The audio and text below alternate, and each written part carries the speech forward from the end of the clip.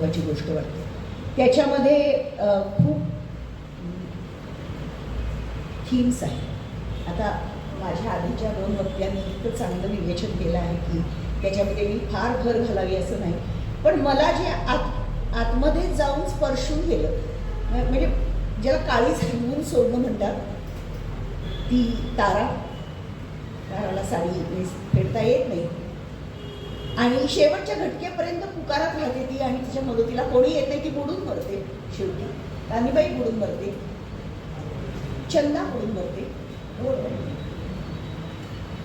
तिला 3 लेकरं होती असं वाटत होतं. पहिलटकरी नाही ती. तिच्या आईला पण 3 येते, हिला 2 तरी नक्कीच होतील असं.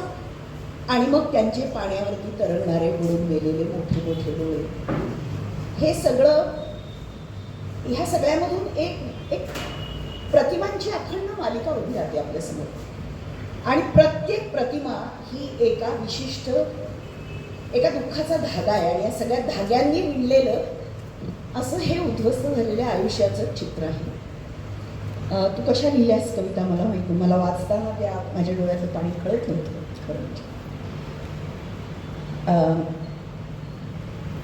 आणखीन एक गोष्ट, मी खूप गोष्टी बोलण्यासारख्या आहेत. मी सगळ्या गोष्टींवरती जाणार नाही. याच्यामध्ये मी खूप चिठ्ठ्या घालून ठेवलेल्या आहेत की जितकं माणसांबद्दल तितकंच किंबहुना कणभर जास्त जनावरांच्याबद्दल इतकी करुणा आणि एवढं वात्सल्य उरामध्ये असणं, हे खेडेगावाशी परिचित असणारी बाई आणि तिचं हृदय समजून घेणं.